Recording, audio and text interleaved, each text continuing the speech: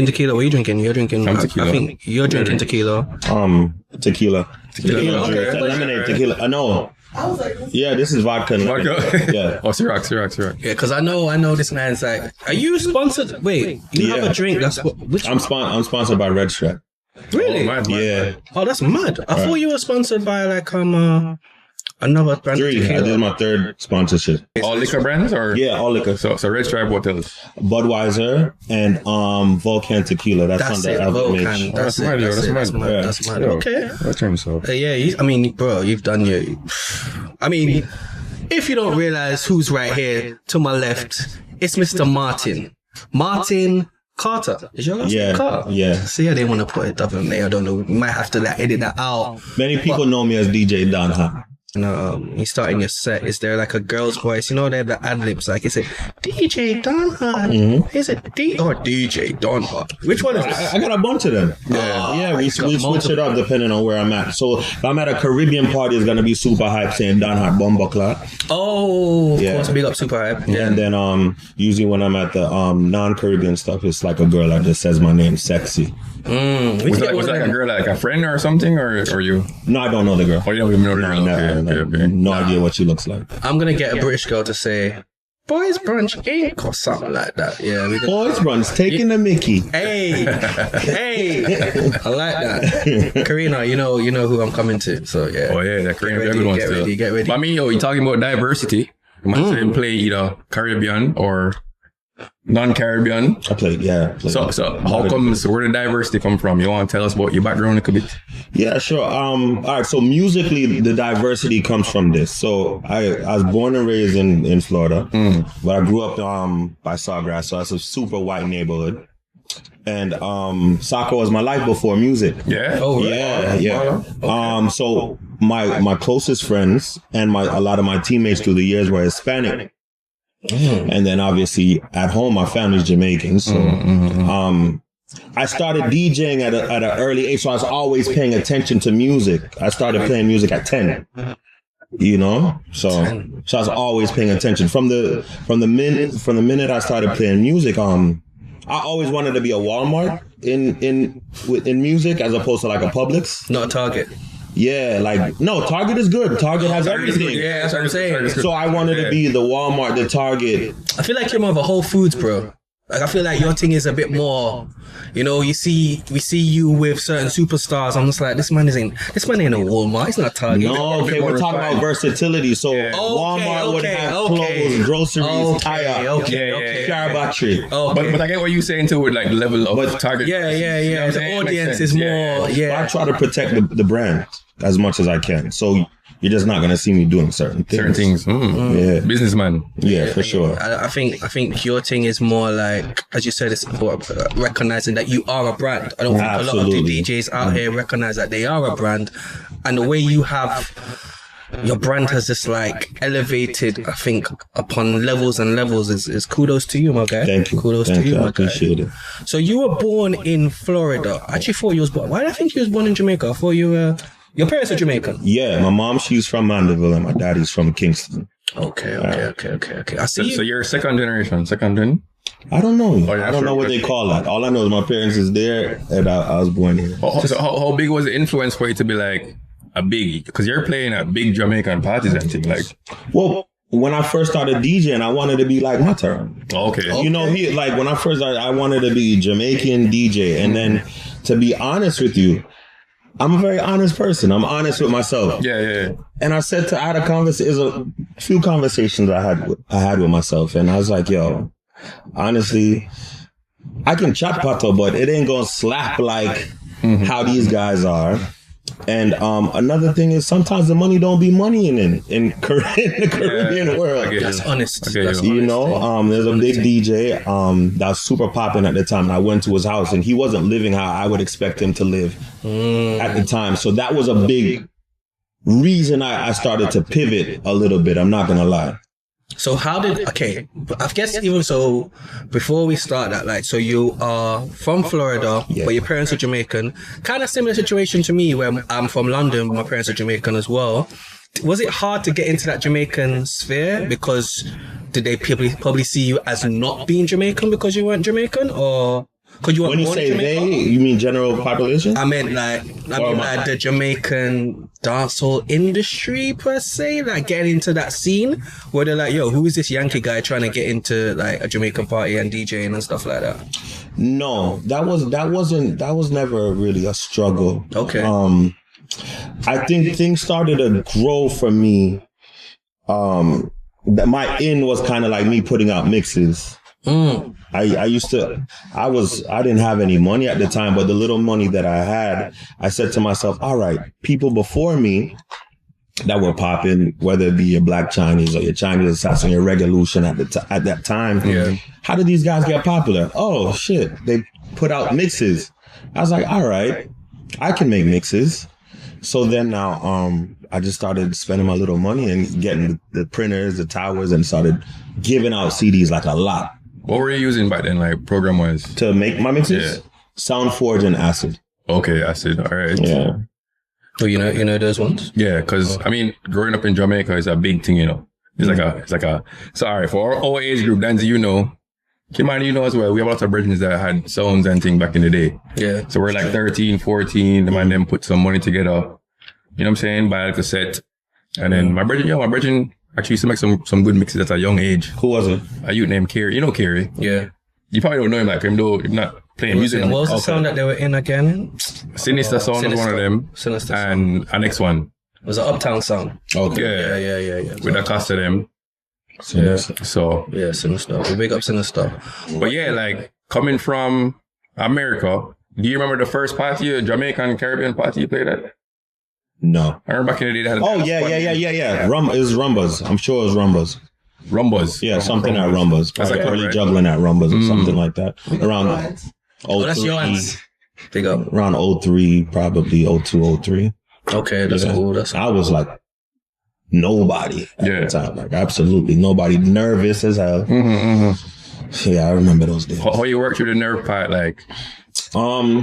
Just practice? No, the nervousness is all the way up until you start to play. You know, there would be some bookings where like as I'm playing, like I'm shaking a little bit. That happens. Yeah. But it was more so leading up to the second I start playing. Yeah. Honestly. Yeah. And even till this day I get super anxious. Yeah. Super anxious. Does it depend on the type of party or event? Yeah, Caribbean parties. Especially Jamaican people are very critical. And I say weird because I feel like I'm Jamaican. Yeah, you are. Me, fully beef and rice. Right?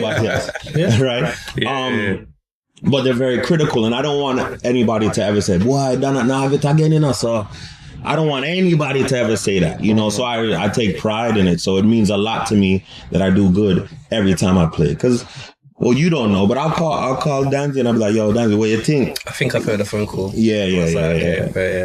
But you know what? So the funny thing is, we talk about mixtape, going back to what you're talking about the mixtapes, because anytime we going on a yacht, I don't know why, but when we find a mix, it's your mix that's playing. Like, your mix is a different type of vibe, you know, it's more...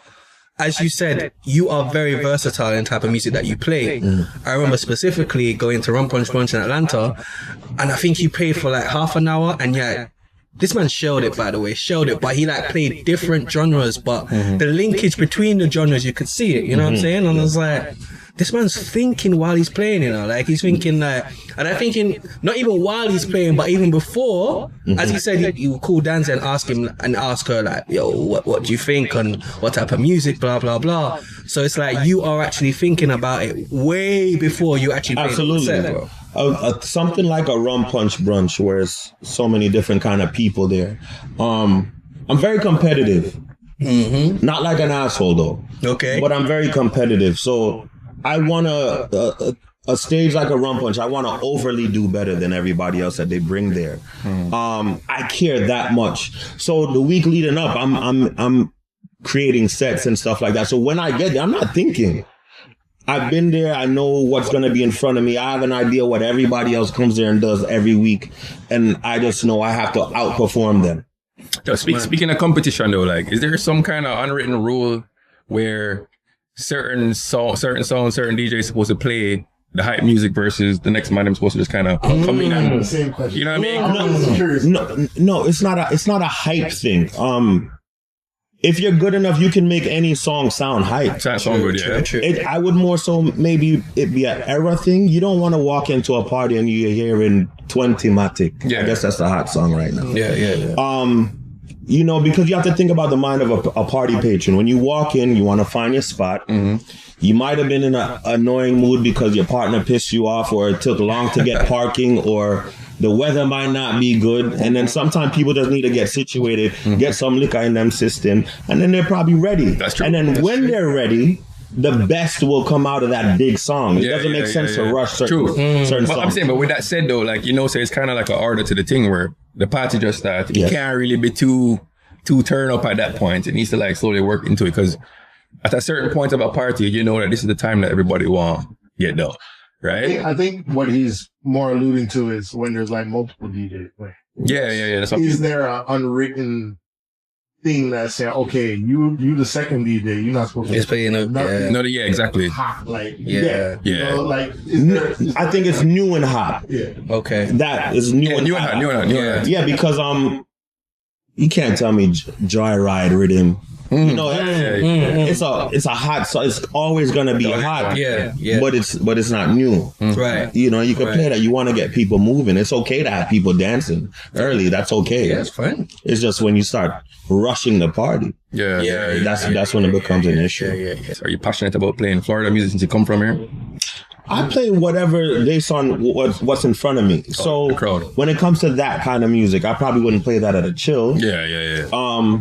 But if there's another party that I could look at the crowd, I look at the age, I look at how they're dressed, I look at how they're dancing to the current music that's being played. Yeah. I'm like, all right, cool. They look like enough Jamaican there, and they probably went to high school here, so they would know these songs. So it's an option. Definitely. Yeah. Okay. So you feel it out. Absolutely. All right. No, but that's feel like the crowd. The crowd. Yeah. I don't know. That makes sense. Jesus. But anyway, we'll take a shot so we can turn it up, make it a little more spicy. Yeah, we're gonna turn it up a little bit. We're gonna ask you a question. What's up? All right, you're a DJ, right? Mm-hmm. We're gonna turn it up from early. Tell me about the groupies, because I have some friends that are DJ groupies. Yeah. You know who you are. I don't think I got groupies. Nah, brother. Come on, don't do that. You must have. No. You play at Live. Yeah. You play at Strawberry Moon. Yeah. You play at all these fancy places in South Florida. Big South Florida. Sure. Come on, man. Before I answer the question, I'm just curious. What do you think happens? I'm DJing, the girls looking at me in the crowd like, I want to suck it. Like, what do you think is happening? Maybe. No. Or maybe when you're done playing and you get in a drink, them come over to you, them start flirt with you and thing. No, women don't shoot their shot. Like, really? That's not a thing in South Florida. You know what? You know how like brawling a girl would have to be to do that? Would that turn approach a guy? No, that's super confident. But only time I've ever experienced anything like that was probably like in Belize. The women there were really aggressive, but women like just approaching me and saying they want me? No, that's not a thing. I will say this though. It's easier for me to get a girl than the average guy. I think I have a lot of personality. Mm-hmm. Okay. I think I have a lot more access than the average guy. True. They might assume I have a couple dollars. But as far as like women in my DM shooting their shot, no, that's not a thing. They'll try to like get into the club. Or, get beside you, like get in that. Like I'll get like a booth and stuff. I'll get like a bunch of DMs depending on the artist that might be like performing at Live on a Friday. Like, oh, me and my girls are, coming in town. Can we be on your list or can we party with you? I'm like, but these are DMs from like random girls? Or like girls we actually know? No, random girls. Random girls. From all over the country. And that's what I expect, right? Mm-hmm. I guess, is that what you're talking about groupies, or you're talking about something else? You're talking about more on the sexual side. I mean, I guess everything. Yeah. Groupie to me is like a sexual thing. Like they want meat in their mouth. Yeah. I mean, yes. At the end of the day, that's what a groupie wants, right? They want link you. Oh man. Some groupies just want to be around. Be around. Like, well, I guess those are more like roadies. Like they want to be seen, right? Yeah. Like they want to be seen. They want to be near to the artist, so they want to be where my guy is playing. You know what I'm saying? Hot in DJ booth. Exactly. Or they wanted us to stand up behind the DJ booth, like yeah. And fun fact, I'm mean. Yeah. I'm very mean. I'm very me. You don't want nobody in your space. I'm just not like, I'm not nothing that way. I'm not friendly like that. So if I don't really know you, I'm from here, born and raised. I have a lot of friends that live here. So I like being around genuine energy. Yeah. That's more so me, you know? So I never got lost in the sauce. Yeah. Okay. And you know what's crazy is like when him at the party and him kind of to himself, right? Always. So most people not gonna really know him personality like that. I know we're starting to see that side of him. Like everybody gets an opportunity to see the side of Martin that we don't normally see. Yeah. I mean, if I know you, it's a very different thing. Like even early on, you know, I was talking hella shit. Of course, bro. You know what I mean? Yeah. But I've been to your house with friends. Exactly. You know what I'm saying? So it's different. But most people wouldn't know that. But it has to be organic. Definitely. No, for sure. So let's just take it back a step. So growing up in South Florida, as with Jamaican parents, like high school, what was that like? Like, were you growing up did you go to a high school which was predominantly Jamaican or was predominantly Spanish or white, or what was it like? So I went to 3 high schools. 3? Okay. Yeah. So 9th grade, I went to Hollandale. And that was for magnet program, TV production. I had no interest in the TV production. None. But there was a lot of immigrants at that school. You know, a lot of Haitians and Jamaicans. Like because I played soccer for my school. So we had all type of kids with vaccination partner. You know? Not the vaccinations, fam. You know, and then I wanted to be with the people that I grew up with. So for my sophomore year, I went to Plantation, and that was my home school. Okay. And then my mom, she got married, and then we moved to Coral Springs, and then I went to Coral Springs.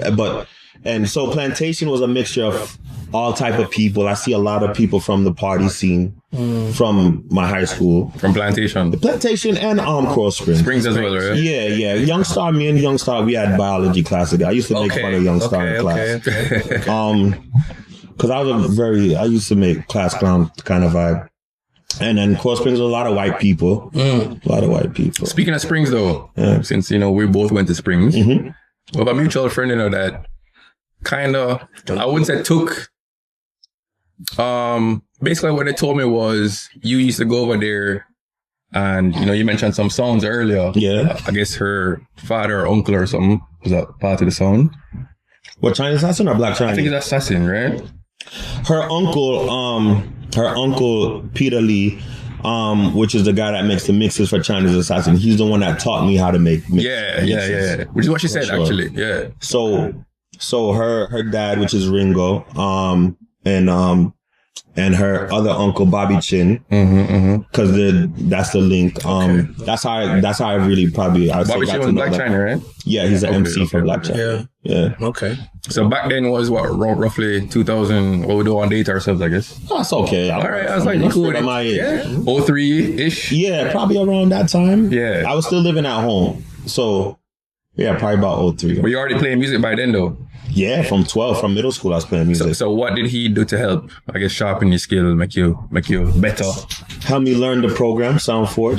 That's the program that I used to use to make mixes, and just how to formulate the songs, the energy, getting good mixtape covers and things like that. Just I don't know. Yeah, technical stuff. Okay. Nerdy DJ stuff that they're not gonna care about. I remember back then they were doing like the mixes, the dancehall on the acapellas on the hip hop beats and them thing. Then they were kind of going crazy with it back then. Black China, remember Black China?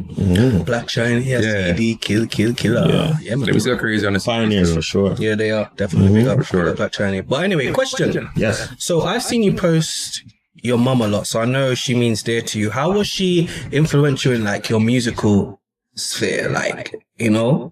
So a lot of people don't know this, right? So I know 50s and 60s soul music like how I know Drake, Future, Cartel. My stepfather that pretty much raised me, like I'd consider him my father, he was a record collector. So growing up, there was always music in the house. My mom is a musical person. She's a dancer, and I always put my hats off to her because she never discouraged me.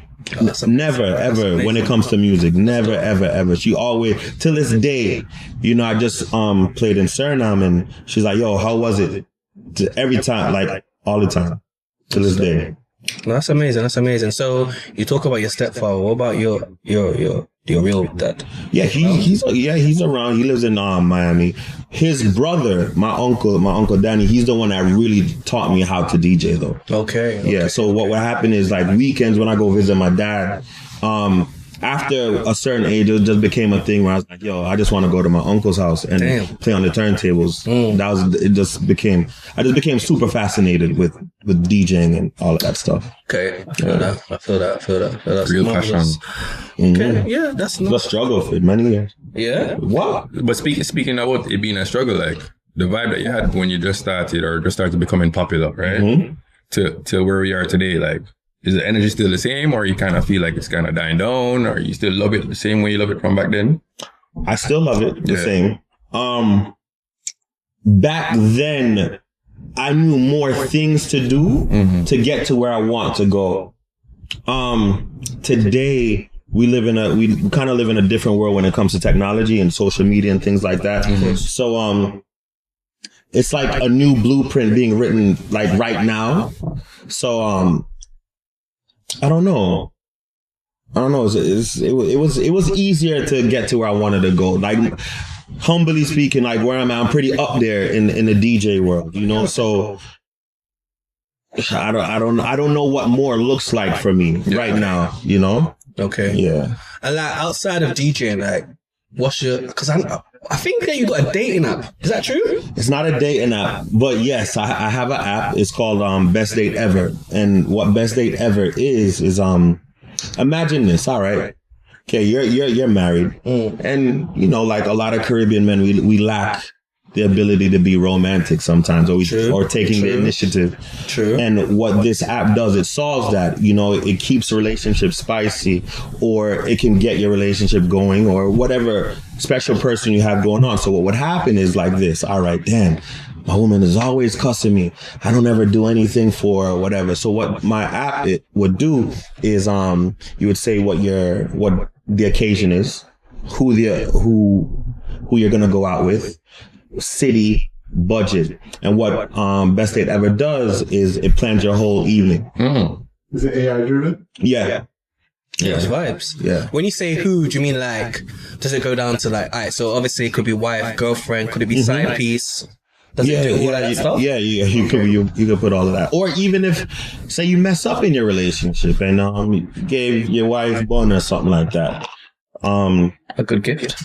No, we have a feature where there's a gift finder. We also have a feature where it can help you write a letter, you know, to apologize, or the steps to apologize to your spouse. Yeah. Okay, and for single men like the other guy to my left right here, so it would work out probably beneficial for him. Like, when you first dates. Yes. Hey, bro, download the app right now. Absolutely. You guys, whoever is single like me, download the app.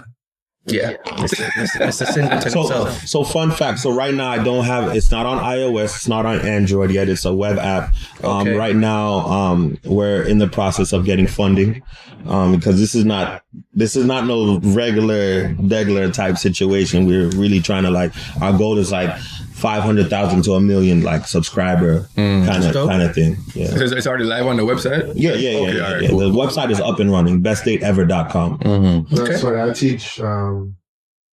I teach a college course in web app development for students looking to, they're mostly marketing students, but they're looking to go into, business and, design apps. So it's funny to hear you're talking about it, because these are the things that you're familiar with. And what's the steps you need to do? You need to get funding. How are you going to sustain the app? How are you going to differentiate yourself from the market? And this is a good segue into dating. So, Mr. Donhart, yes. Are you single or what's going on? Yeah, I'm single. Okay, super single. Super single. Yeah. What's the dating pool like for you as a DJ? You know what? My job never became an issue with relationships. I'm really big on communication. So past relationships, that's never really been an issue or anything like that with jealousy and things like that. Okay. Do you so when you go to if you go into Live on Friday, for example, do you pick up girls from there? I don't think you do, but I'd like you to answer. Do you pick up girls from there? It can happen. Oh yeah? Anything can happen. It can happen for sure. I feel like you might look for a genuine kind of girl though. Are you gonna find a genuine girl that Dave? Is that basically what you're saying? It's possible, not probable. Yeah, exactly. Yeah. It's possible, not probable. Most girls that go to live are not based in Miami, though, right? It's like girls that are from out of town, probably like for the weekend. And to be honest with you, it'd be nice to have a Caribbean girl, and there's not really many Caribbean girls that go to. See, like culture's big for me. See, like Caribbean girls. Absolutely, yeah. Would you date a non-black girl? No. Really? No. I'd have sex with a non-black girl. You know, I have sex with a Spanish girl or a white girl, but I would never be in a serious relationship. Can I ask why? I love my culture. And I like to continue. I'd love to continue that. Dr. Umar is somewhere grinning right now. That's what's up. That's what's up. I met him one day. Yeah. He had the same barber, so I met him outside the barbershop. Oh yeah, right outside the barbershop. Oh man, Damien, you live down here? You live in Florida? No, I think he's a Philly guy. I don't know where he lives though. Okay. Oh, he's Philly? Okay. So with that said, though, you're looking for like a real solid relationship, or I don't look. Chilling right now, or what? You don't. I don't look. I think people have to stop doing that. Don't look. Don't look. That stuff happens when it's supposed to. Yeah, and I've never looked. I'm open to it. Yeah. You know, but my experience, unfortunately, my experiences sometimes with dating is a lot of women are just takers. I'm not really nice. I'm not really nice like that. Like, oh, you're the nice guy. Not even that. But like, say I'm talking to a girl, like they'll never be like, "Yo, you all right to eat? Yeah. You good?" It's not really common. Care about themselves. Can I get on the boat this weekend? Yeah, and more focus on what you can do for me. Yeah. It must suck to be. So I mean, how you feel about since we're on the topic, how you feel about because he asked you how the dating scene is, in a sense of like, are you going to find a girl of substance? Is it likely to find a girl of substance these days, or is it like kind of you're going through the trash? I don't really meet girls out when I'm working or at the club. I'm afraid I shame. So I'm not really gonna bro, no girl's gonna shame you if you're I'm not gonna shame you, yeah. Come on. No girl's gonna shame you. I don't know, but all I'm saying is I don't like rejection. I'm afraid I am. So I'm not gonna just walk up to the girl at the bar and tell her a knock joke and then hope for the best.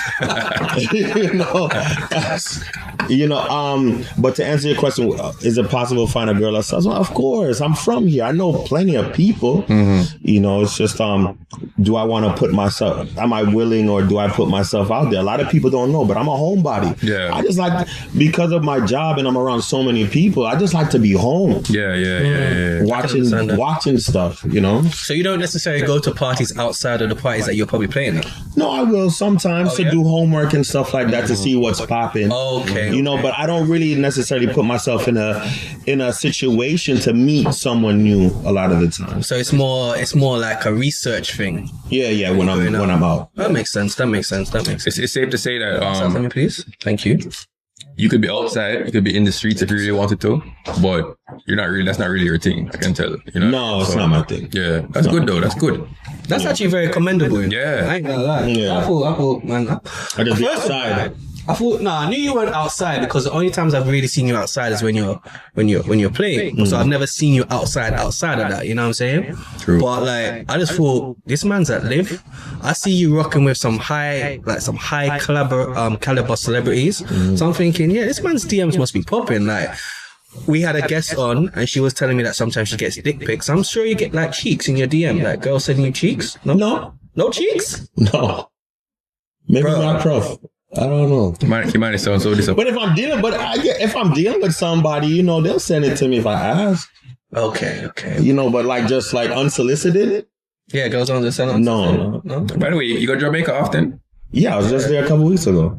I think the last time I was there, you were there. You played at the Johnny Walker event. Yeah, that was Christmas time, and I was just there. I was just there 3 weeks ago. I'll be there in a couple more weeks too. Yeah, Independence. Yeah. How you like it down there? What's your experience in Jamaica? I love Jamaica. Yeah. Great food. Speaking about the women, the food is good. Speaking of the women, what do you feel about Jamaican women? Because I feel like they're beautiful. Yeah, I've only been in relationships with Jamaican women. Okay. Yeah, both of my exes were born there. Mm-hmm. Yeah. Okay. All right. Yeah. So like, I see you go to Haiti as well, and I think I love Haiti. Yeah. I think I just want to just put it out there. I think what they've done with that country is so sad. But when you go to Haiti and I see your stories, I'm just like, yo, bro, like, which part of Haiti is this, bro? Like, it looks so like uptown. Super uptown. I mean, the world that I'm in there. Yeah. It's super uptown. You know, That's mad. I love that. The friends that I have there, their families in government and things like that. Got you. So I'm super safe and I'm secure and I'm good when I'm in Haiti. I've been there I've been to Haiti so many times that even like the street youth on the street know me and stuff like that. So like, I'm not sure if it's changed. I'm sure it's changed now, but like, when you say is the best time to go to Haiti if you want to like Christmas time. Christmas time. For sure. Yeah. I love Haiti. When I don't get to go to Haiti during Christmas time, I'm sad. Yeah. Oh, Damn. Yeah. that's dope. Yeah, we need to make a trip. We got quite a lot of Haitian friends, and we definitely need to make a trip. And Haitian women. What about that? You never dated a Haitian woman before? Yeah. I've dated a Haitian woman. Nice. Yeah, absolutely. Yeah. Haitian women are beautiful. They are. They're dangerous. You said dangerous? What is it? I don't have any experience with dangerous Haitian women. My ex-wife. Yeah. Oh, yeah? What is it dangerous? What do you mean? She stabbed Was she you? a Zoe or she was born and raised in Haiti? Born there. Okay.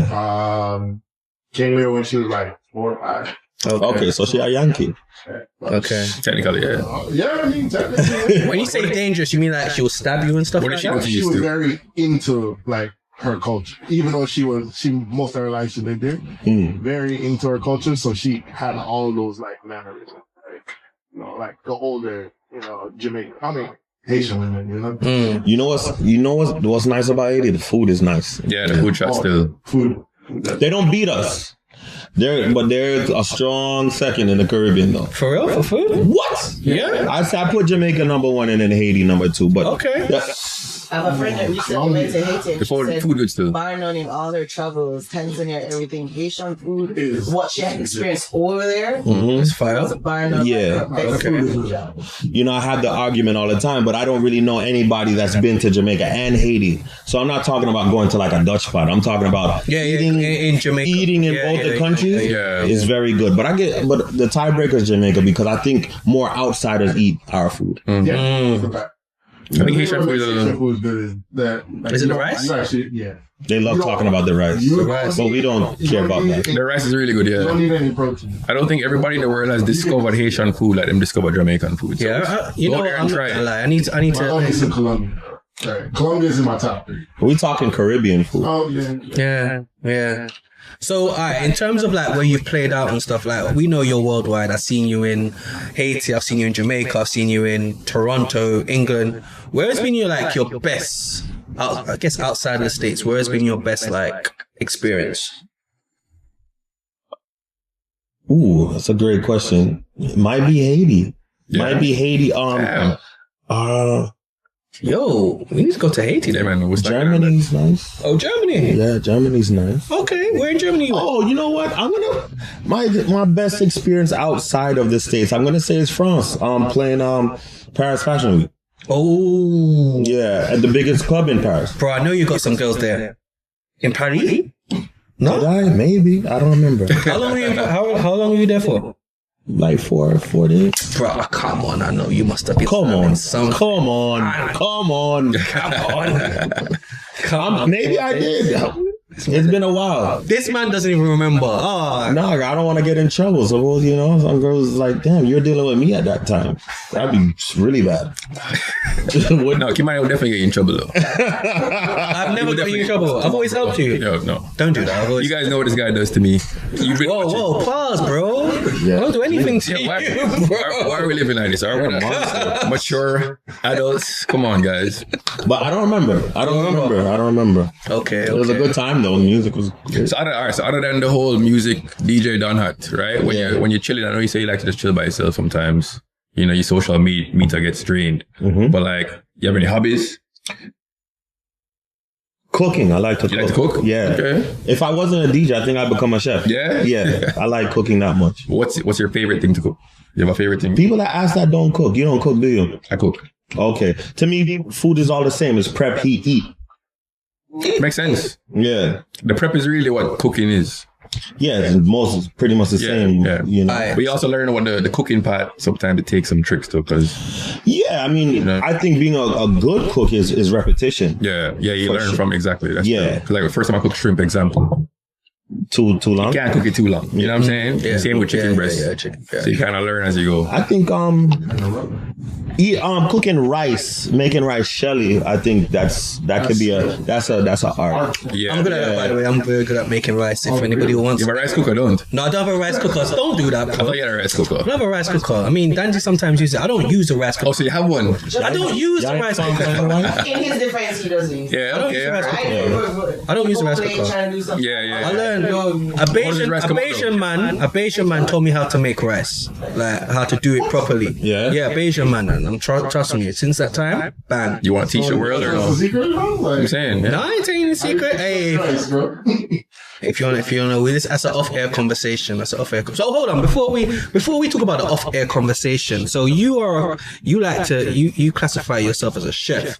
So if you're taking a girl on a first date, have you ever where you going for the first date? Where would I go? Yeah. Like, say if I met a girl tomorrow. Yeah, South Florida. Where you going for the first date? Do I know that she likes me? Like, do I know that she's into me, or is like one or two conversations and we're gonna go to dinner? No. Does it? Yeah. Oh, she could just be going to dinner to Have I had sex with her yet? No. You haven't First had date. sex with her yet? I mean, maybe. No, it's a first date. You haven't had sex with her. I know. If I was to take her somewhere, where would I take her? Yeah. And I like her. Yeah. And she could potentially be my girlfriend eventually. Exactly. El Cielo. Hey, write this down. Hey, write that down. Restaurant. El Cielo. All right. Best restaurant I've ever been to. What kind of restaurant? Where's that? It's Colombian. Colombian? Yeah. There you go, Steve. I went El Cielo there next week. in Colombia, and then I found out that they have one here. Where in Colombia you went? Where is it? Medellin? Or? Yeah, Medellin. Yeah. Okay. Great time. Okay, so El Cielo El Cielo for a first date. El Cielo. Yeah. If I want to impress her. Second, I'm gonna cook for her. Exactly. I know it. You get them in your room, don't you, bro? Yeah. Quickly. Yeah, sure. Yeah. My living room. No, that makes sense. That makes sense. Okay, El Cielo. Well, for sure. All right. Ryan, were you taking them on a first date? All right, where would you take her? Honestly, like the way how you just rattle off a place like that. You can't rattle one. But I like restaurants. See, that's what I'm saying. I'm the kind of person that like I have a list, right? So What's your I list? would go to my list. I have a phone. My last relationship? Yeah. Sorry. My last relationship, I took my ex to a restaurant every week. Really? One restaurant every week. Yeah. Yeah. How long did that? Okay. I never stopped. How long did that relationship last for? 3 years. That's 52 times 3. That's 100. There's 52 weeks. I probably took her to 35, 40 restaurants a year. Damn. Because I'm travel. No. No. This is outside of South Florida as well, obviously. No. I don't think I was traveling that much back then. Yeah. So yeah, every week. Have you ever flied a girl in from like probably like say Jamaica to like go on a date with her? I definitely flew a girl in. And I got caught. You got caught? Yeah, I was in a relationship when I did it. Yeah. I dem tell you what I thought about doing. Yeah, I definitely did that. Yeah. Okay. So what? You know what? I don't want to get into it. So you want to know? Actually, did she stay at your house? How did you get caught? I flew the girl in. I told the girl my situation. She knew what my situation was. And she came. We had our fun. She wanted more. And long story short, she just ended up sending my ex screenshots. She told on you. Oh, damn. Yeah. Even though you told her from before. Yeah. Messy. You know why? You took her to El Cielo over your first No, hell no. I did not take her to her. Cielo. You cooked for her. No, me and my ex lived together at the time. Okay. We lived together. She was like the vibe. Damn. Yeah. Damn, bro. Yeah, rough. I got a hotel room. You got a hotel room near your house? Like around the corner from where you were living? No, South Beach somewhere. Okay. She was living life. She just went... What are your guys' views on that though? Like, do you think like you should be able to like keep the relationship flowing after that? Like the girl should be okay with it? What do you mean? No, women Side aren't. piece? No, as in like, let's say it happened one time, but you love your girl. Got caught one time. You got caught one time. It's never one. It's not good. Is it really? Come on. The first time you got caught, really? Yeah. That's not how it goes. Okay, but can you save the trust after that, or is it trust gone? For men? Yeah. I think when women cheat, they're completely done, checked out. Yeah. That's a dub. Has a woman cheated on you before? Maybe. I've never found out, thank God, because I'm never going to snoop. Fair enough. Yeah. Fair enough. I don't know what that would do to me if I found out. That rough still. Yeah, I mean, Bro. for a person who doesn't like rejection, that's an kid. That's You been cheated on? Yeah, in high school. Yeah. How do you find out?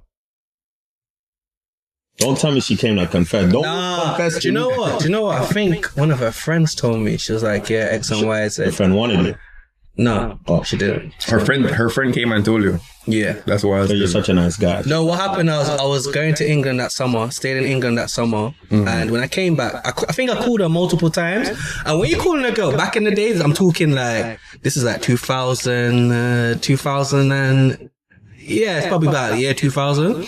When you're calling from England to Jamaica, that's a bill. That's a phone bill, right? So I was dedicated. I was calling her about like 3 times, right, during that trip. And every time I called her, her dad was like, yeah, she's not here. She not here, no. She not here. Or him not here, you know. Yeah. Him not here, no. I'm like, oh my God, like, when is this girl gonna be? Like, and I think at that time, MSN Messenger was around. She was on my MSN Messenger, but she was always on her way. Or, you know, when that they're not online. So damn. Yeah, bro.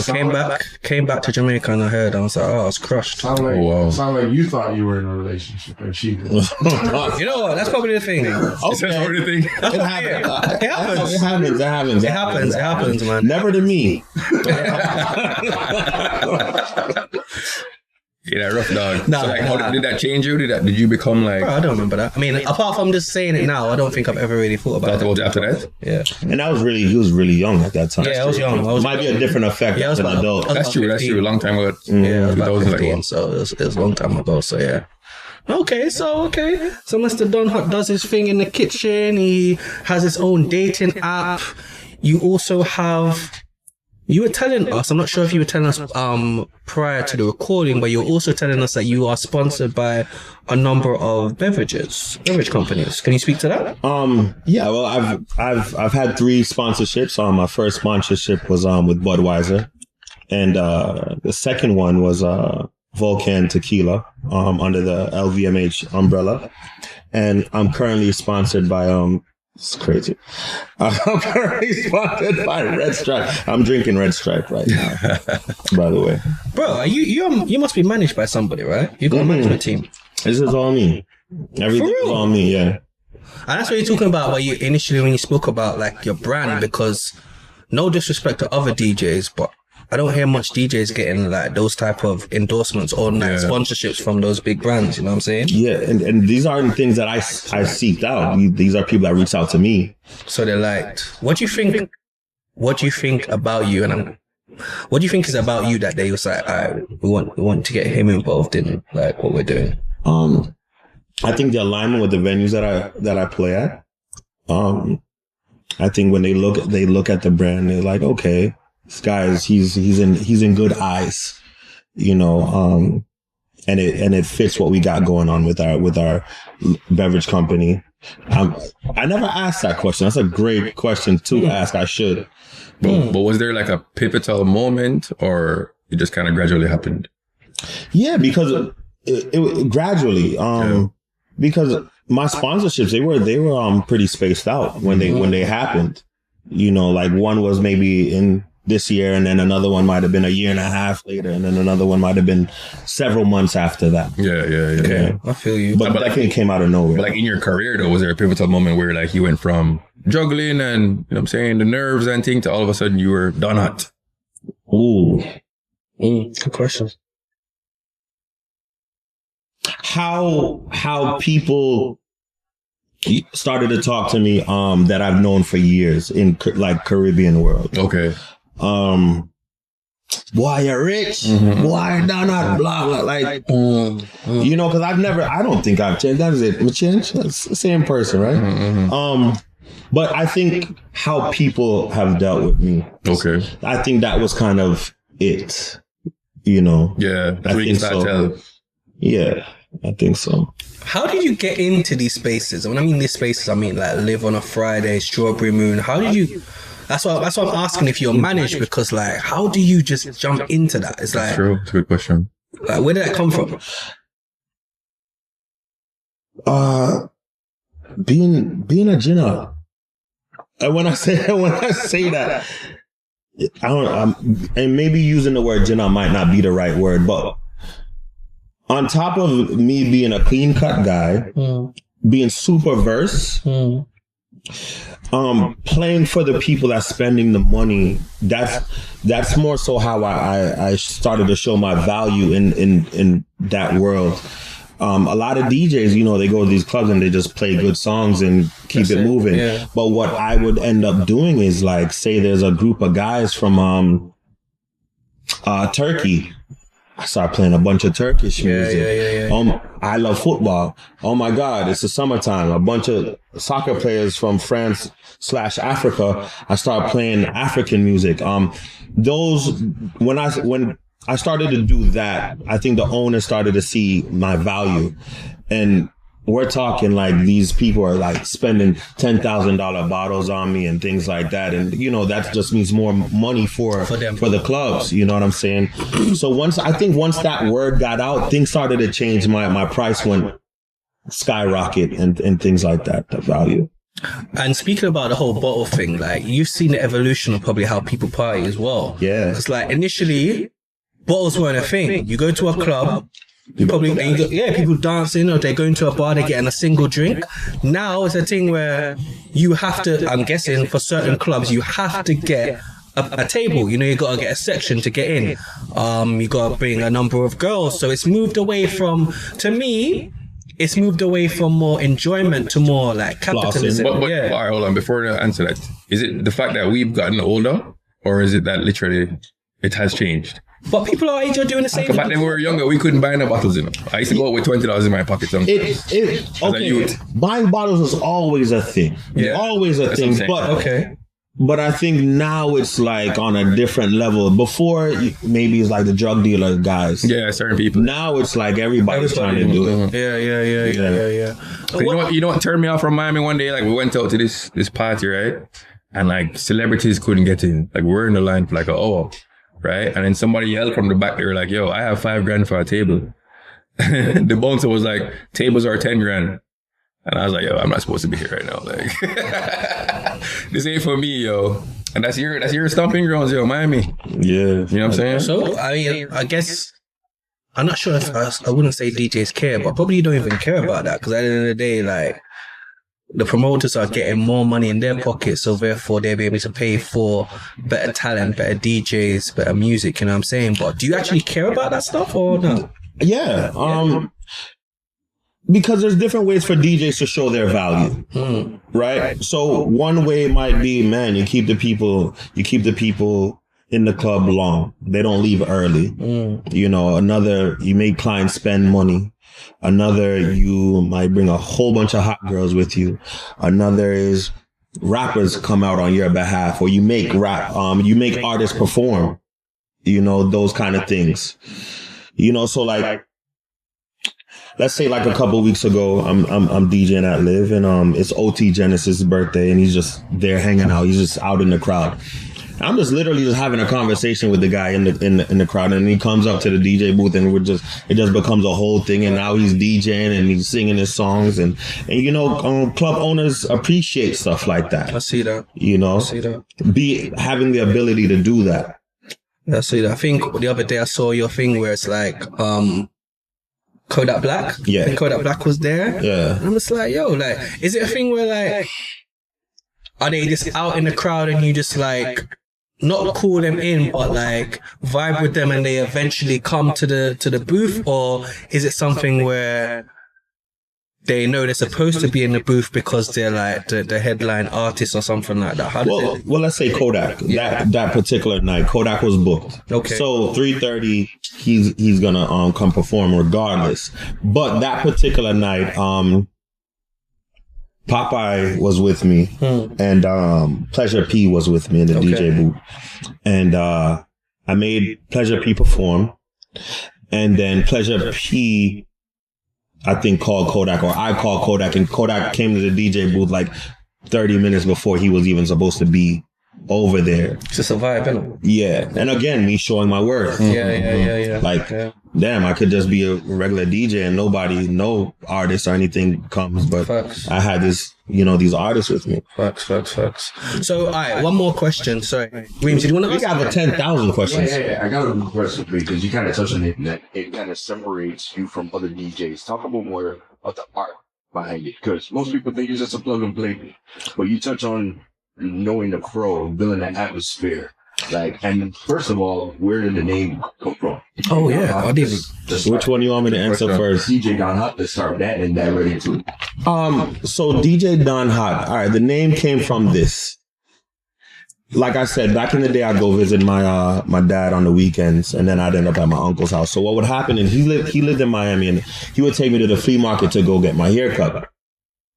And back in those days, we used to listen to cassette. Okay, yeah. So there was a booth in the flea market that sold cassette. The person that used to sell those cassettes was Money D. He DJs at Euro, and he used to play on a sound called Don 1. And he used to sell his Don 1 cassettes. And I'm a kid, so I don't have any other inspiration. It's not like I'm out listening to Jaro or somebody. Yeah. So I used to always buy those cassettes. Right? So I'm DJing, messing around on my uncle's DJ equipment. What would happen? And then I asked my mom for turntables for my 12th birthday. She got them for me. So once I got the turntables, I'm officially a DJ. Yeah. So I was like, damn, I want a Don in my name. Don what? And then I just added Hot. But Money D is a big reason why those tapes that I buy from Money D is a big reason why Don is in my name. Okay. Yeah. Dope. I didn't think I would still be doing it all these years later, though. Really? No, hell no. Okay. What did you think you was going to be doing? What was your dream at that time? Probably some kind of business. I mean, I moved out of my mom's house at 18, and the reason I was able to move out of my mom's house is I had a kids' clothing store in the flea market, Oakland Park Flea Market. That's what got me out of my mom's house. Dope. I used to burn CDs for people. I had a winter sports camp with the city of Sunrise. Been hustling. Yeah. Then I haven't had a 9 to 5 since about 17. What was the other question you asked him? The art form. The art form. Yeah. Because that seems to separate me from other DJs. Yeah. It's a lot of psychology goes into what I do. So I don't mind giving up my sauce.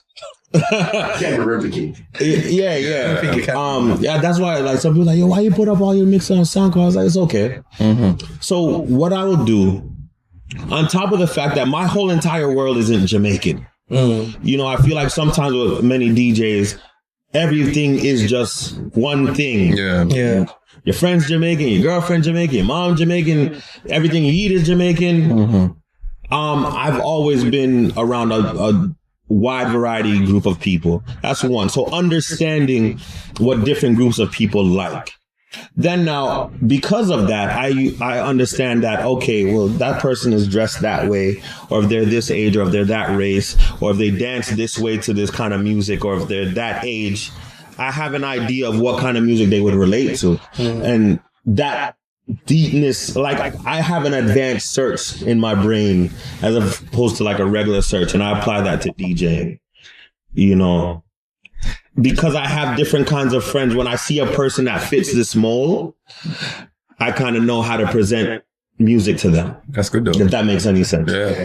The other day, my friend actually was throwing a party for her grandmother. She's like, do you know Bollywood music? I didn't even think Bollywood music was a thing. I thought it was like Indian acting or something, right? No. So would you be able to play at a Bollywood party? 1,000%. Yeah. Sometimes on Friday, so what happens is like I love to go live more. Yeah. But when you play certain kind of music, you get kicked off.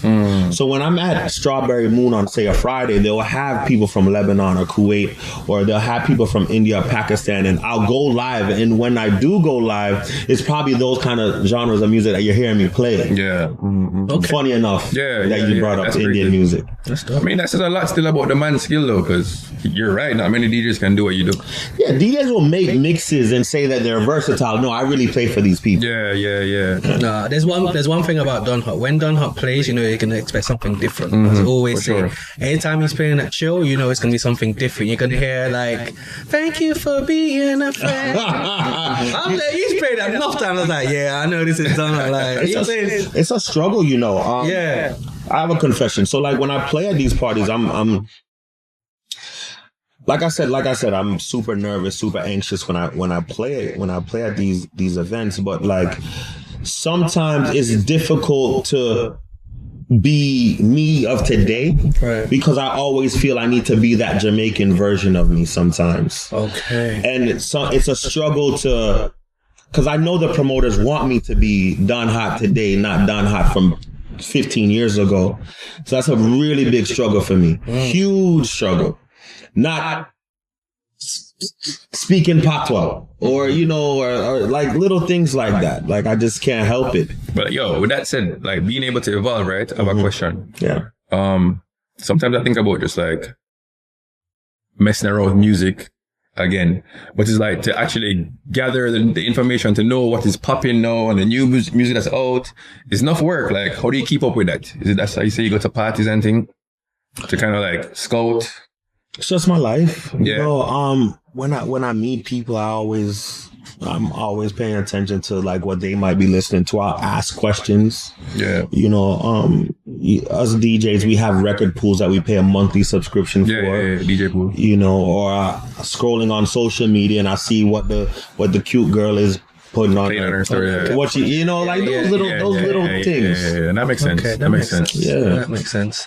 So, I mean, a couple of questions. Yes. So, are there which promoters do you like? Because I know you're tight with certain promoters. Like, do you like say if a certain promoter calls you, then you're like, yeah, definitely, I'm booked with you. Don't worry about it. Are there certain promoters out there that you would fancy over other, not fancy, pause, but you know, take a liking to over other promoters? Definitely. Yeah. Definitely. I definitely prefer to play for the bigger brand events. You know, you're not gonna necessarily see me play up on the party with the one bag of champagne on the fly and the car on the fly and gal been over and a battery rider. You're just not gonna see me. And you have to be intentional. If you're serious about this game and you're serious about this sport, you need to be intentional about those things. You're not gonna see my page with a bunch of flyers, you know, on my page. It's not a thing. I'll post it on my story and I'm 1 and 2 posts, but it's not gonna be flyer. Because to be honest with you, people don't give a shit. I see no disrespect to any of my peers, but you know, DJs like to make calendars. I think it's some narcissistic shit. Nobody cares. You have 87 dates on a flyer. Nobody's saying, damn, where's this person gonna be? And I think I'm an amazing DJ, but if I was to do it, nobody cares. People got their own lives going on. I hear that. My opinion. You're humble youth in it, but I can answer a question. Yeah. Kind of draw you out. It's because I know I never really do this growing up, but a lot of my friends do. They're like, okay, this DJ is playing at this party, so it's gonna be fun, right? Do you know that you're a draw? I don't know. You don't think of yourself like that? I don't know. Yeah? It's not you just being humble right now? No, I just don't know what would be there to confirm that. Okay, I get you. Yeah, I don't know. It's not like every time I play and my intro comes on and people just that scream. So I don't know. You know, people give me my flowers, but these are also probably my friends too. So it's like you're gonna be biased a little bit. I get what you're saying. I get what you're saying. You know, if Danzy wasn't my friend, maybe she'd be like, yo, Dana done this damn Yankee shit. Yeah, I mean, I think the whole what you be speaking about, like not promoting flyers, not doing the calendar thing. You could promote the flyers. Yeah. Certain things like come on, guys. Nobody really. Yo, I can. So me personally, I moved to Florida back in 01. Yeah. So I really can I agree with what you play, if that makes sense. You know, I like Florida music. I love everything. So at the end of the day, like having a diverse DJ like this, to me, I appreciate it. But you brought up 2001. Now, let's say back then, you have Renaissance on a flyer, you're going to draw a certain kind of crowd. That's true. That's just not true. That got lost, though. Yeah. I think you're right. Something happened around 04 with student visas and things like that. When Caribbean students stopped getting as much visas and things like that, I think that kind of like probably took away from the authenticity of Caribbean parties. You know, I think there's a lot more people like me at these Caribbean parties. When I say like me, Jamaican kids. Yeah, no. I think that's more common. One thing I would say definitely is like, when you compare, like, you know, a lot of Jamaican promoters, they will bring their part, they have their party in Jamaica and they will bring it to America. When they bring it to America, it doesn't slap the same. And you're right, it don't slap the same. Like, there's quite a few I can think of. But when you go to Jamaica and you're in that party, jeez. Yeah, I think it has a lot to do with just the atmosphere and everything, though. Like, because in Jamaica, you're more just like free. But there's so much Jamaicans here, though. And Jamaicans that are not necessarily Jamaicans, but Jamaicans that were born, grew up in Jamaica, but they move here. Exactly, and they move here. You know what I'm saying? But I think it's like, when you get here, it's like, I don't know if it's like, the vibe has suddenly changed. You're a bit more like conservative. That's what I'm saying. But like in Jamaica, I don't know why, you know. I don't know why. Even we keep talking about chill, but like even chill, like when you go to the one in Kingston, it's a bunch of white and Chinese people there. I'll give you my views on that. I think I'm gonna be honest with you. Big up Johannes. The chill here is better than the one in Jamaica. I've never been to the one in Jamaica. Yeah, I think the chill here is better. Well, my view on what you said a while ago is like in Jamaica, I feel like people are just more. Yeah, I think the one in Jamaica is a bit. That's a tough one. That's a tough one. Yeah, the one I've been in Jamaica has been a bit played out. I don't know. You played at Jamaica? Yeah, I played at Kingston and Ochi. Okay. No, but what I was saying is like in Jamaica, you're more. Your mind is at ease. Like in America, you're thinking about, okay, I need to Uber to this party. That's true. Versus that could be true, you know. Yeah, you know that what I mean? could be true. Like I don't want to be drinking too much because I don't want to get stopped by police. Exactly. That could be like sponsorship different, so the kind of drinking is different. Yeah, man. It surprises you, like freaking Patron dispensers, like. And then like example, the Johnny Walker event. I've never seen a party that I heard. You saw everybody was dressed up and all the girls came out and. Yeah, milk and honey. Yeah, milk and honey. Oh, milk and honey's like that? Yeah. Well, hey, that's just. By the way, I rate that guy. Yeah, man. I rate him. Yeah. I rate him. He's a very good promoter. I remember I saw him at an event in Miami. I think it was a couple of years ago. I went to some fashion week thing. It was me, you, and Trizzy, right? And I remember, and I know it was his event, and I saw him. It wasn't a Jamaican event, right? It was very white, Latino, and I saw him walking around, like taking up plates. And I know to myself, I was like, this is his party, but he's so humble that he's doing stuff like that. I've never been to a Milk and Honey. I would like to go, but like. So fun fact. So Johannes and him is probably the two Caribbean promoters that I'm probably closest with. Okay. You know, I'll let the cat out the bag. When those guys book me, I don't talk numbers. No, I get you. They give me whatever they I feel you. Yeah. I feel you. So that's family right there. Johannes probably pulls up on me. Like Johannes came out with me last night. Yeah. Yeah, that's my guy. Johannes is Uncle Johannes. So big up chill every time. And big up Richie same way. Yeah, big up Richie same way. Yeah, big up Richie same way. Because Richie will pick me up when I'm in Jamaica. Exactly. Yeah. Did you ever live in New York? No, never. Okay. I lived as a kid, like young. I lived in Decatur, Georgia. Oh, okay. Yeah, when my mom was in school. Okay. Yeah, cool. So let me ask you something. Who's the most famous person in your contact list? Because I know you got them numbers, bro. Who can you like call upon them and like, yo, I'm here? French Montana T.I. Probably top two. That's rich. There's probably somebody else, but though, yeah. French Montana T.I. That's rich. What's T.I. like? He seems like down to earth. Yeah. He seems like a cool guy. Yeah, Pan said he met him a couple years ago. Just a cool guy. Yeah. There's other celebrities, but I think those. Okay. But like spinning off of that question though, right? Like we're Jamaican, right? We're not really frightened for people. Correct. But has there ever been one person that you're just like kind of shell shocked when you met them, or they were in the event with you and you're like, damn? No, I would say the biggest celebrity that's been to the club when I'm working, I'm gonna say Kanye. Oh, that's dope.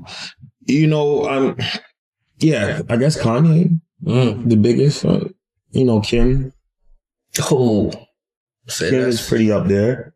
Kim and Kanye are pretty up there, right? Yeah. Some people are so regular in Miami that you don't look at them like that. Yeah, that's true. You know, like, you know, the diddler. I was gonna ask you about now. You know, you been to one of his parties? Yeah, I played at his house. Oh, really? Oh, yeah. Interesting. What was that like? Off-air combo. No, it was a bunch of, it was a pool party in the afternoon. There's a bunch of people there. It was cool. Yeah. You know what I can say? The biggest event I've ever played. Okay. J-Lo's 50th. Ooh, that's big. Yeah, that's probably big. That was in Miami? Yeah. Shit. Gloria Stefan's house. And that's really, it's like 70 steps from Diddy's house. Yeah. That's probably the biggest. Bro, you understand, that's why you're playing at these events, because you understand that you are a brand. Yeah. And over the many years of what you've been doing, like all these steps you've been taking has got you to this place. But like, you're playing at Gloria Stefan's house? Yeah. That's mad. Yeah.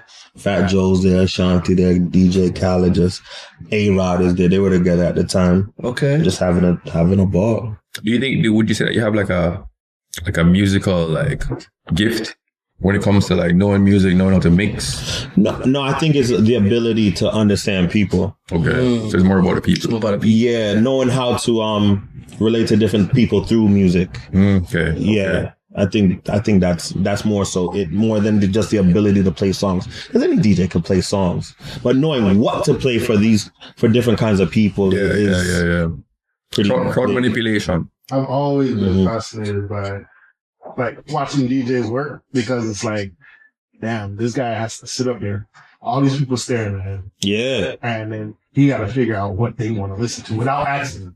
Or when shit, or when shit goes wrong, what to do and things like that. Yeah, that's a thing. I feel the pressure on sport. Yeah. True still. Alright, so this might, I'm trying to make this not sound so paused, but like, do you like to talk on like the microphone? Like when you're at Jamaican parties, do you try to not speak Jamaican or on the mic, or you try to just be yourself? Or I try to have a happy medium. Like one of my biggest inspirations in DJing, more so MCing, it would be Walshy, and I think Walshy has a really good, great, amazing, happy medium with that. Feel you. In DJing, there's a thing called like finding your voice, you know, and because I don't necessarily play at Caribbean parties as much as I might like to, that's all a part in finding your voice. Like the more I play, I think I would have found it by now. I don't think I found it, even though like I think I sound good when I listen back my audios, but like having that happy medium between patois and regular English, it can be a struggle sometimes. And so, but to answer your question, I don't know. Yeah, I don't know. I feel you. Yo, while she's following is crazy. It's almost like cult like. Yeah, he's one of and the. It's diverse as well. He's got the groupies, right? Yeah, he has. You think he has the groupies? Yeah, man, definitely. What are you basing this on? We know quite a few. Well, no, I'm not talking about like my personal friends that are groupies. Oh, so you guys are safe. I'm talking about you guys. Oh, it's not like you got certain parties. There's like he has the girls are on the white girls are there. You know what I'm saying? Like it's Walshy. Oh my gosh. Yeah. You know what I'm saying? Yeah, I think it's got groupies. There was something I was gonna say. There was, oh my God, I forgot it because we were just speaking about groupies. Oh my God, what were we speaking about? We'll get back to it. It's all good. No, it's annoying. Nah, not even finding your voice. This is not what I wanted to say, but I can't make this man not come here and we talk about like. So, what's your next steps? Like, what's your next move? Best date ever. That's the focus right now. Oh, for real? Yeah, that's big focus right now. Makes Best date sense. ever. Yeah. Okay. That's what's it about. I have to be like a multi-millionaire. Have to. It's not even like an option. Yeah. How do you motivate yourself? I want the latter part of my life to be easy as possible. Easy as possible.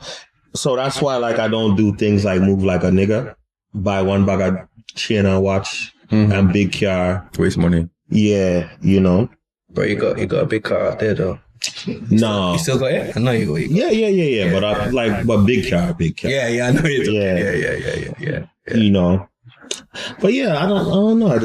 I never valued that kind of vanity. I like to buy a shirt here and there, but that's really it. Property? Buy properties? Yeah, I have property in Coral Springs. I have a house. Oh. But I rent my place. But I still own a property. I want to buy another, but interest rates are just ridiculous. Yeah. Right now. Yeah. Unfortunately. I mean, you can always buy and refinance later, so. Yeah, but then I'm still paying high-ass monthly mortgage. Yeah. I want something diabolical. No, that sounds crazy. Like, I have to wait for something significant to happen in this country so that I'll be ready to pull the trigger. Yeah. No, I want something. Oh, that's exactly man. I didn't say it though. I didn't finish. You didn't say it. But we know what you mean. Mm-hmm. All right, not the last thing, but I wanted to say this. For me, this is the last thing. Like, brother, what's going on for Liverpool? What do you think? We're gonna be looking like Man U next couple of years. Oh yeah, as long as you know. You like that? Shot right back. As long as you know that. It's a good shot. It's a good shot. Right back. It's a good shot. You know, the future for the Premier League is this. I mean, City's going to be winning it until Pep is gone, which is going to be soon. Newcastle just continue to spend their money. They might be up there. Yeah, that's it. City's a team. Okay. It just is what it is. City's a team. Fair enough. I give you that. You know, hopefully. I'm a fan of the sport above everything. So, hey, they've been trying at it for a while. It's been a long time for two teams.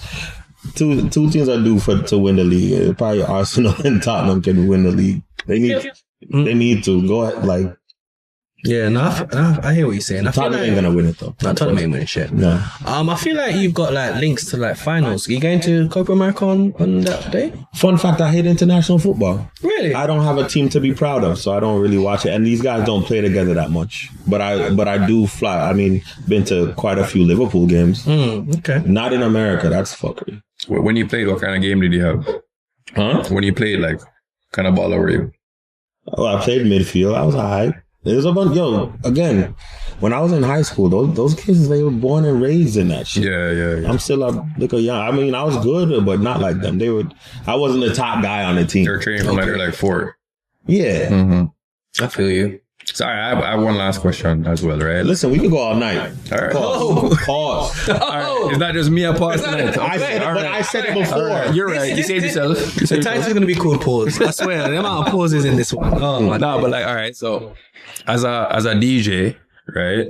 Have you ever thought about like getting into making beats? Have you ever tried making beats? Never. That's not your thing. No, people I see that do that stuff, like they don't look like they're eating. No. Them focus off. No. You hear these stories, these people in the industry look like them, bro. No. Yeah. No. And I don't like to ask people for stuff too many times. Okay. You probably got a couple of dub plates, so how does Couple? Yeah, you got. I'm loaded. That's what I'm saying. I'm loaded. That's what I'm saying. Like. I made a dub plate mix the other day. Okay. Yeah. Oh yes. Do you have any cocktails? No, I didn't start buying dubs until like recently. But I have like most of the new stuff. I have. What do you think your biggest dub plate is, artist wise? Who do you think your biggest dub plate is? This is gonna sound simple, but probably Charlie Black, Party Animal. Okay, it's a super big crossover. Yeah. It's a big tune. That's a crossover. Yeah, that's a real crossover. You can play that anywhere. Yeah, I say that.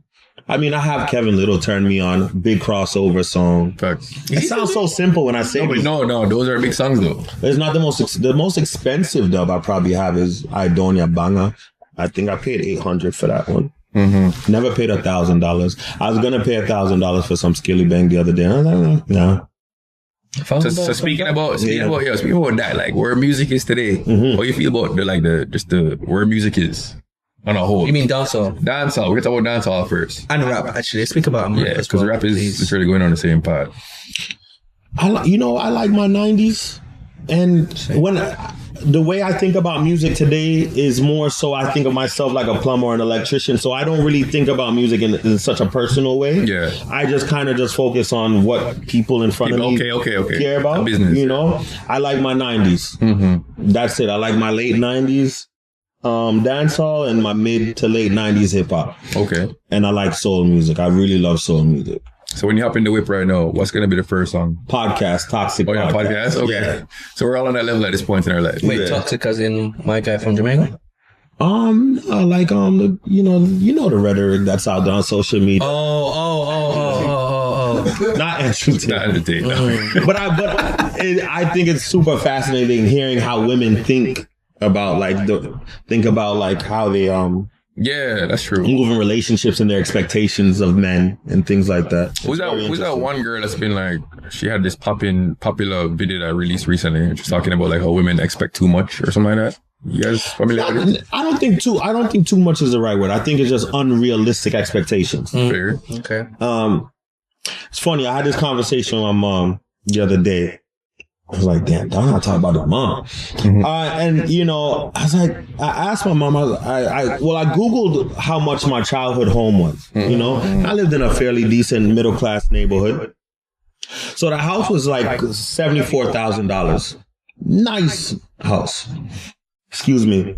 And I also Googled how much the median income in America was at the time. Yeah. So it's $34,000. Okay. So then I Googled the same house. It's like almost 500 today. How much is the median income in America today? Probably hasn't changed that much, bro. Damn, the same. And then, but yet you have these women that are so against, you know, alleviating their partner's financial load. And I think it's kind of like crazy. So I asked her, I was like, yo, Mom, how did you guys break up the bills back in there? She was like, yo, we split everything down the middle. I was like, did you have an issue with that? She was like, no, I love this person. I want to alleviate their life. You know what I'm saying? So I have no problem, you know, doing that. Yeah. So when you're looking for a partner, you're looking for a partner, not a princess. Looking for somebody that like sees me, you know, them not mean. Yeah. You know, I don't want a girl that like likes the idea of me. I want a girl that actually likes me for who you are. Yeah. Yeah, I think we spoke about this, but that must be difficult because of the light that you're in. A lot of girls will probably just reach out to you because of who you are and what you can give them. No, okay. Actually, it's difficult because I think there's a heavy influence on social media today. Right, exactly. You know, it has nothing to do with my job. I think it's more so the influence that women see. Women scrolling and see, oh, this guy's going on a vacation with his girl to here. Women like, damn, my guy just taking me to Fridays. You know? You know, the influence is not very healthy. Yeah, I feel that. And that's where the unrealistic expectations come in. Yeah. They want a guy that makes X amount of dollars. Like, come on. So I mentioned earlier about like digging through the trash. Like, it's a trash mentality. That's what it is. And it can be fixed with time, I think. But right. Can it? You don't think so? No. Possible, not probable. I think it's going to get worse, isn't it? That's a good one. That's what we should name it. It has irrevocably ruined society. So you think it's done for? No, for sure. It's possible to find a nice, decent, humble chill. Yeah. Still not saying that's impossible. Yeah. But that goes back to what you said earlier about like, don't look like if it's meant to be, it's going to come. Yeah, so I'm saying it's going to happen. That's a true thing, though. But I don't think men, unfortunately, men aren't really the ones that like are necessarily seeking out relationships. I think that's more so of a woman thing. No, I think men do it too still. I mean, I think some men do it too. Enough men are seeking. If we could compare who relationships, it's more like this. Yeah. For sure. You know, why did that women always say, oh, these guys just want to play around and F? You know, I think in the back of a man's mind, like he's looking for a relationship, but like not for the girls we meet, just they don't fit the criteria in the sense that the mentality that's not there or whatever, right? I'm with you. That might not be so much of a fault. I think, women want a role that they have no idea how to play. Yeah. And damn, that sucks. Yeah. but it's very real. Let's say me, for example. Now we're going into mine, right? Let's say me. I didn't grow up seeing physical or verbal or mental abuse. Yeah. But I also didn't grow up seeing my mom kiss up and hug up my father. Yeah, okay. So anyway, in my adulthood, in my first serious relationship, whenever my ex used to try to be affectionate with me, I'd act weird about it. Because he never saw it. So I'm watching like a notebook and like, that shit ain't real. Yeah, I never seen that. Yeah, I fully agree with what you're saying still. Yeah. And that's why Stefan was that post where he dropped with him talking about telling that he loves his kids. Yeah. And he made it normal. You know what I'm saying? Like, I never grew up. You gotta make it normal, bro. But you never question if your parents loved you. Of course, we know some love us, yeah. Yeah, but you just never, that's Jamaican shit, man. Yeah. And another thing, you ever see, like, you ever go to your aunt's house, your grandmother's house, or somebody, and you see the old pictures, nobody smiles. It's true.